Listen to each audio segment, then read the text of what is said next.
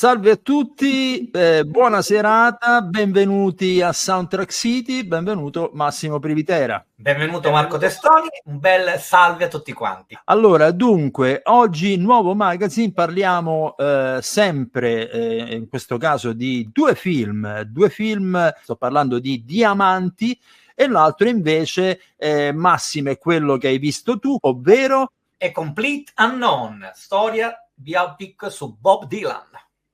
E quindi, insomma, due film, devo dire, interessantissimi, uno italiano, uno di produzione internazionale. Allora, se sei d'accordo, caro Privitera, parto io da Diamanti, anche perché, come dicevo, è nelle sale già dal 19 dicembre, quindi anche nella speranza che ci rimanga anche per altro tempo, però è presumibile che tra un po' passerà magari a qualche piattaforma. Allora, parliamo subito di questa nuova opera di Ospetek. Credo che sia uno, a mio modo di vedere, uno dei picchi, uno dei suoi picchi. Questo è un film, uno per la coralità degli interpreti, due per il tema e per le atmosfere che è riuscito a disegnare. Insomma, secondo me un ottimo film. Il dato interessante di cui vorrei però parlare è ovviamente quello che ha a che fare con la colonna sonora, firmata da Giuliano Taviani e Carmelo Travia.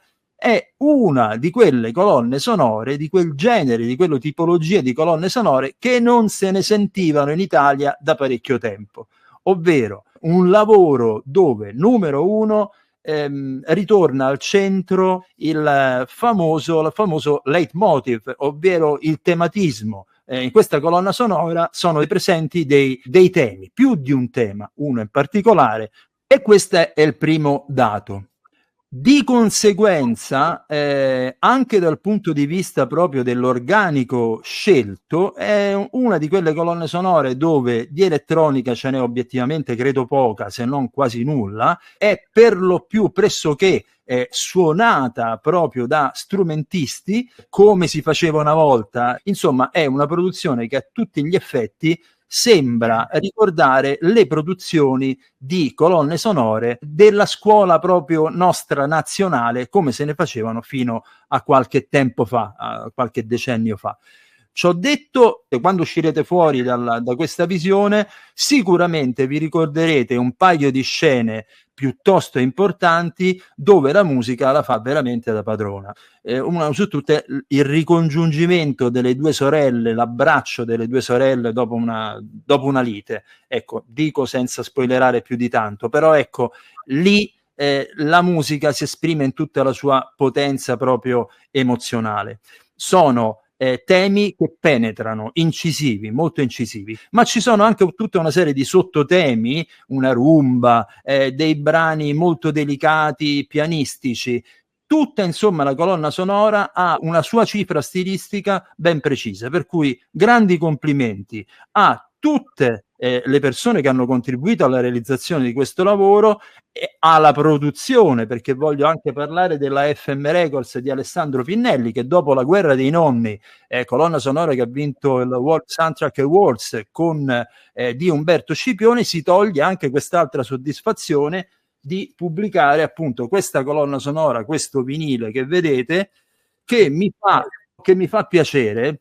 Se ti ricordi, in altre occasioni invece abbiamo criticato chi si occupava non del packaging, della grafica di questo album. Ecco, questo è un album che riporta esattamente nella cover il nome degli autori, cioè Taviani e Travia, e fino a lì tutto ok. Ma nel retro non riporta i nomi degli attori, come ho visto fare altre volte, del cast degli attori, ma del cast dei musicisti. Quindi qui, questo insomma è casa, il disco è casa dei musicisti, dei compositori, quindi diamo spazio, qui si parla di musica. E quindi da qui andiamo a vedere, ad esempio, che peraltro, ecco, io prima ho parlato delle parti pianistiche molto ben suonate e molto ben strutturate di questa colonna sonora, che sono state tutte eseguite da Carmelo Travia stesso, tastiere Giuliano Taviani, potrei dire anche supervisore delle partiture Marta Nigro, programmazione Francesco Marchetti, orchestra Roma Film Orchestra. Oltretutto poi vedo il violoncello di Luca Pincini, l'arpa di Simona Perfetti, insomma, e tanti altri musicisti che potete trovare appunto su questo vinile. Infine, a concludere questo quadretto, ovviamente c'è la canzone ormai stranota, gettonatissima per radio un po' ovunque, di Giorgia, che è proprio la canzone originale del film. Quindi complimenti a tutti, complimenti anche a Goffredo Gibellini, l'ingegnere del suono del disco, quindi complimenti a tutti quanti, una colonna sonora che insomma, come si suol dire, spero faccia da apripista ad altre colonne sonore realizzate e prodotte in questo modo. Quindi a questo punto, Massimo, la parola passa a te, si passa dall'Italia agli States con un monumento proprio, un monumento della songwriting americano. E come no, è Bob Dylan. Tra l'altro io vorrei dirvi che non sono stato mai un grandissimo ammiratore, conosco i grandi classici di Bob Dylan, quelle che in realtà conosciamo tutti, per esempio una su tutte quante, Like a Rolling Stone o Blowing the Wind, quindi diciamo il grande classico che si ascolta spesso in questo film è proprio Like a Rolling Stone, di cui tra l'altro da pochissimo è uscito il singolo.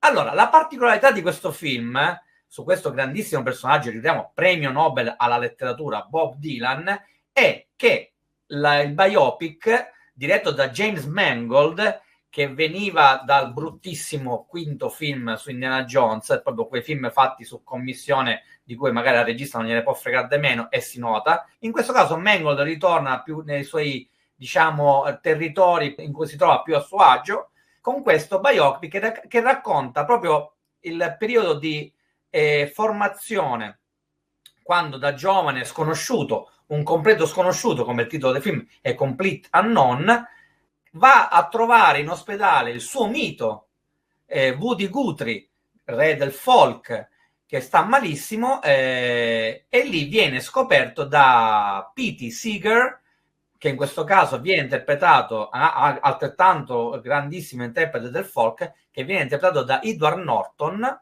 straordinario, come tutto il cast, un cast di quelli veramente scelti con sopraffina intelligenza e attorialmente capaci di essere non solo grandi interpreti, ma anche grandi performer delle canzoni originali, perché Timothée Chalamet, che fa Bob Dylan, interpreta tutte le canzoni, ce ne sono una sequela infinita nel film, che finiscono anche poi nell'album che uscirà tra un po', sia in versione vinilica che in versione compact disc. E poi dagli altri personaggi, a parte Edward Norton, c'è anche questa bellissima attrice, che è una scoperta incredibile, che è Monica Barbaro, un'attrice greco-franco-italo-tedesca, è comunque nata in America, che aveva fatto un piccolo ruolo in Top Gun Maverick, che interpreta in questo caso Joan Baez, che dal punto di vista vocale è identica, ma con una carica espressiva, emotiva e di trasporto vocale che riesce veramente a incantare lo spettatore ogni volta che esegue le sue canzoni, sia da sola che in duetto con Timothée Chalamet nei vari festival folk dell'epoca. Si svolge tra i primi anni 60 fino a quasi la fine degli anni 60 e si esce incantati da questo film, scoprendo magari anche un periodo storico bellissimo, questa New York confusionaria, ma piena zeppa d'arte, di fermento creativo, di cantanti di tutte le estrazioni, di tutte le provenienze che si uniscono e creano nuove forme d'arte o creano ramificazioni all'interno dello stesso genere, perché non si parla solo di folk, ma di quello che poi folk divenne e si ampliò grazie proprio alla figura di Bob Dylan, che diede proprio un passo in avanti, anche poi supportato da Johnny Cash. E la cosa più particolare che rimane da questa visione, che vi consiglio, anzi vi straconsiglio di vedere ovviamente in lingua originale, non andatelo a vedere doppiato perché sarebbe anche inutile, perché non potete mai capire il lavorio che c'è stato dietro sul timbro, proprio sul lavoro timbrico della vocalità di Bob Dylan, ma quella di Joan Baez e quella di Johnny Cash e di tutti gli altri che si susseguono all'interno di questa storia. Quindi vedetelo in lingua originale, perché a parte che forse l'unica cosa che gli si può fare come nota a margine, proprio se uno vuole, come si dice, cercare il pelo nell'uovo, è che proprio Timothée Chalamet è bello, Bob Dylan non lo è mai stato.